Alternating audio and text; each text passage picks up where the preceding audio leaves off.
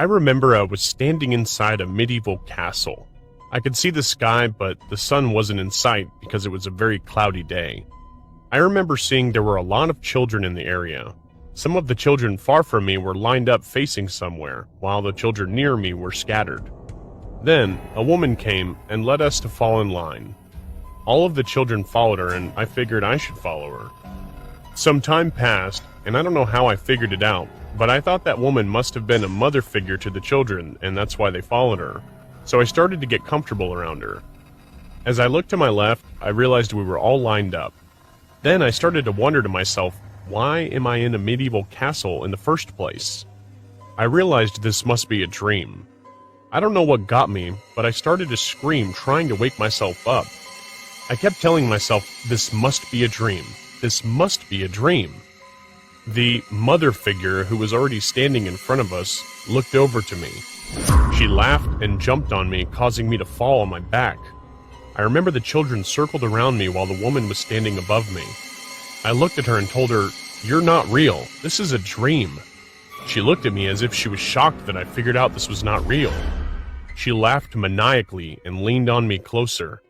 I was so scared that I started to say prayers in my sleep. She continued to laugh even louder while the children just stared at me. Then, suddenly, I woke up. I was breathing heavily and sweating profusely. If you think the weirdness ended there, it didn't. The light in my room was turned off and the door was opened slightly to let some of the light from the hallway enter my room.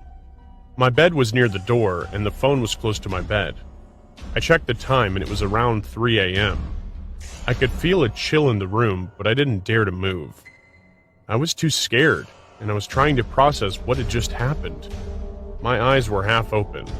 I felt someone pulling the blanket up to my shoulders, but I snuggled in the warmth of my blanket since it was so cold. I noticed that the person who placed the blanket on me went to the direction of my sister's room, so I thought it was my sister. But then I also heard footsteps coming from my mother's room, and I went to my sister's room. I thought, who could that be? I called for my mom asking if it was her, and she did not respond. I called my sister, and she came into my room. I asked her if she covered me with a blanket. She said no. Then I asked her if she came from our mother's room. She said yes. I asked my sister if she's the only one in her room. Again, she said yes. I felt the chill run up my spine. I couldn't figure out who covered me with the blanket. It couldn't be my mother because she was fast asleep in her room. And it couldn't be my sister because she just came out of our mother's room.